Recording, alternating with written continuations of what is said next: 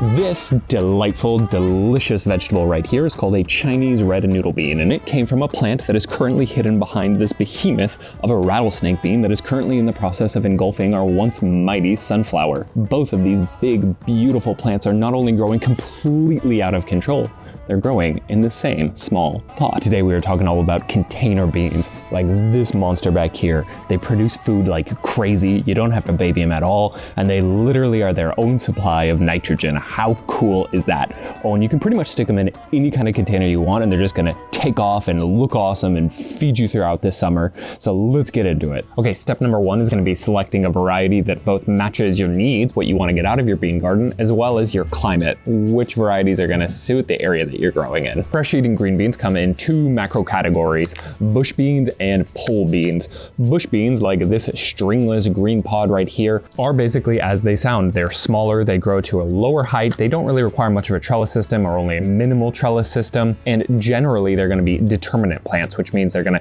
grow to their full mature height. They're gonna set off either one big harvest or one big harvest and one smaller harvest, and then they're gonna be done for the season, and you're gonna need to succession plant in a new plant to take over the spot that the old one was in. Now, for me personally, I prefer the other type of green bean, so-called pole beans, because while they are larger plants overall, all of that growth is vertical, which means I can actually fit more of them into my constrained container garden space because they're not bushing out. And pole beans are not determinate, they're indeterminate, which means they're gonna vine up and continue giving off little harvests throughout the growing season, which I just find more practical and more fun to grow. And overall, they're gonna produce more food throughout that season than an equivalent bush bean would. Both bush and pole beans grow absolutely great in containers, so don't let that be a deterrent to choosing the one you're really interested in. In today's video, I'm gonna show you two varieties that I've grown to love, this rattlesnake bean and this Chinese red noodle bean. They're both really fast growing, they're productive, they're very nice to look at, they have pretty flowers, and most importantly for us, they're very heat tolerant. All that said, green beans are very easy to germinate, they're very easy to grow, they're fast growing, so I strongly encourage you to experiment with multiple varieties every year to find your own favorites. And when you're selecting your variety of beans, make sure you take a quick look at the time to maturity. Some bean varieties, like this stringless green pod bush bean, are super fast maturing. This one can be ready to eat in as little as 50 days, and there are some varieties like a early Italian bush that are even faster. Kentucky Wonder is really fast, and that's really nice because if you're in an area with either short growing seasons or maybe you accidentally are planting out a little bit later in the season than you expected, you can still get a really good harvest. Green beans are not particularly frost tolerant plants, and they grow best after nighttime temperatures are above 40 degrees Fahrenheit. That means you're going to be starting your seeds or transplanting out your seedlings a little bit before the time that you'd be putting out your tomato seedlings. It's probably better to procrastinate a little bit rather than being too early, because when there's not enough light, not enough heat, you're going to end up with stunted plants. So beans are generally really easy germinators, but it's still worth checking your seed packet to see if they recommend soaking the bean overnight in order to reduce the amount of time it takes to actually germinate those seeds. This Chinese red noodle bean does better with a quick overnight soak in very moderately warm water, so we're gonna throw a couple in here right now. Keep in mind, you generally only want to soak them overnight for about 8 hours max. Too long can actually harm the seed. So truth is, green beans can grow pretty much anywhere. When we were living in a tiny little urban apartment, we grew a ton of yellow wax bush beans just in our windowsill in this container we picked up from IKEA on clearance. They are not particularly finicky plants. In fact, they can even grow in pretty small containers because they don't have particularly deep roots.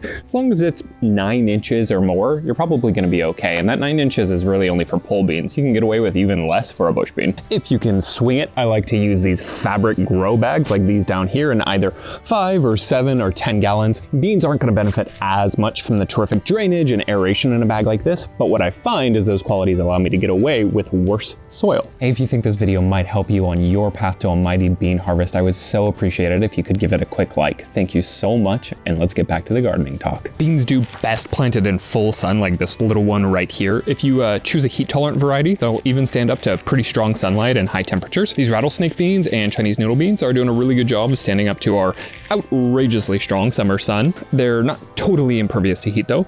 Once temperatures get into the 90s for extended periods of time, beans in full sunlight are going to drop their flowers, are not going to produce fruit very well without at least some relief during the afternoon hours. We're starting to see some scalding too, so a little afternoon shade is going to help them get through those hottest summer months. One of my favorite parts about growing beans is they do not require super good soil.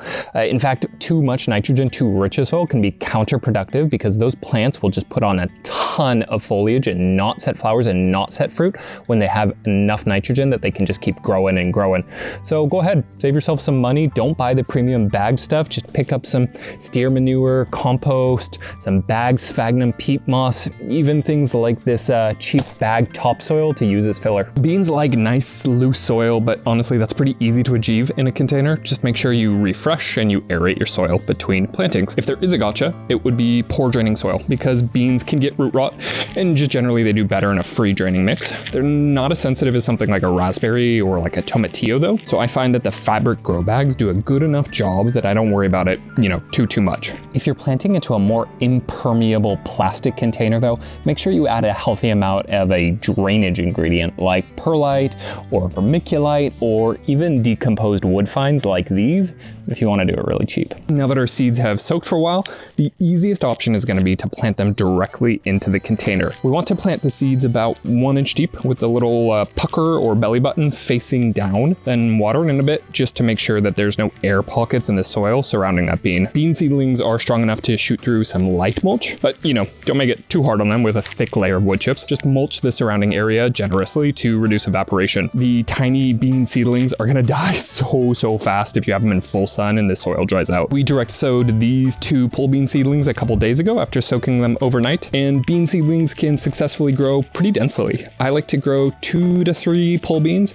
or 3 to 4 bush beans in a 10-gallon container. So I'm gonna go ahead and add 1 bush bean in with these 2 pole beans right now. Let's plant 3 beans. Always a good idea to double up or triple up and then snip off the extras if they all germinate. Ignore the leftover thyme plant, please. I just can't bring myself to remove it. Now, beans germinate best at temperatures maxing out at about 85 degrees Fahrenheit, although you'll probably see some germination up to about 95 degrees Fahrenheit. And that's why by this point in the summer, we've switched over to starting ours indoors in seed starting trays. Beans don't need no stinking premium seed starting mix with a fine texture like your fussy tomatoes or peppers. Nope, beans are pretty easy germinators, especially if they're pre-soaked. I'm only planting 1 bean per seedling cell, but I'm planting plenty of extras, just in case. These will go right onto a seedling mat until they pop up out of the dirt. After they germinate, like these little cucumbers right here, make sure that you get your bean seedlings out into the sun or under a grow light right away and try and transplant them into that final container home as soon as possible. They grow so fast that it's really easy to end up with a stunted seedling if you let them get root bound in a small container like this, or if you let them go a little bit too long inside without moving them out into the sunlight. So the good news keeps on coming because beans are nitrogen fixing legumes, and the nitrogen that they capture plus what's already available from the compost and the manure that we added into that potting mix is going to be plenty to keep them growing for a really long time.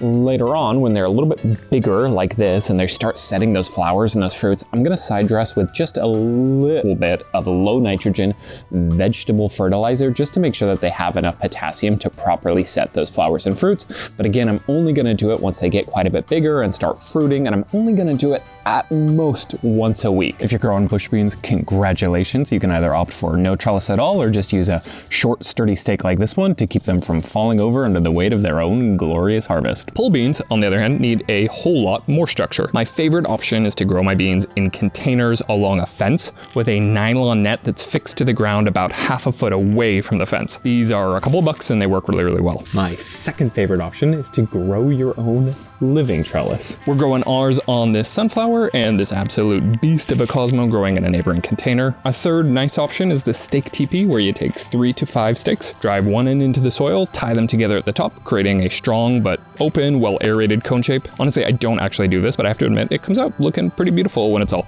covered in foliage and flowers and all that good stuff. This one's too small for beans, obviously, but hopefully you get the idea. When your pole beans reach the end of the trellis, and oh, they will, you basically got two options. You can take the runner tips over here and you can prune them off and encourage the plant to lateralize or grow more horizontally, or you can manually redirect those running tips to grow horizontally or even back down the trellis, which is what we do.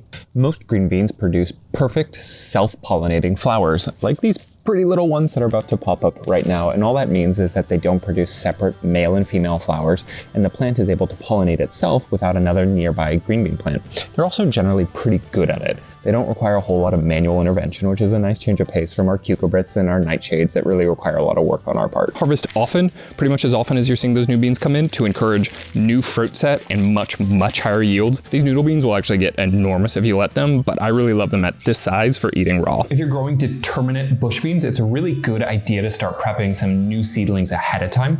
This is called staggered planting or succession planting, and it's really easy to do with bean plants. Basically, if you have enough room, just start some new seedlings and plant them out every 2 weeks or so, and that'll just give you a nice even harvest throughout the season. Or if you have limited container space, just go ahead and plant in a new seedling at the base of that original plant about 2 weeks before your target harvest date. That way you'll never have a super long gap between harvests. On the flip side, these indeterminate pole beans are gonna just keep on producing until the season ends. So that's awesome. And as always, y'all, happy gardening, and I will see you on the next one. Look at this thing.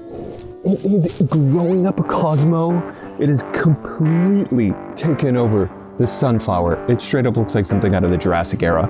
It's got 5 tendrils at least going all the way up this net trellis and all the way back down. It's completely out of control, and I absolutely love it.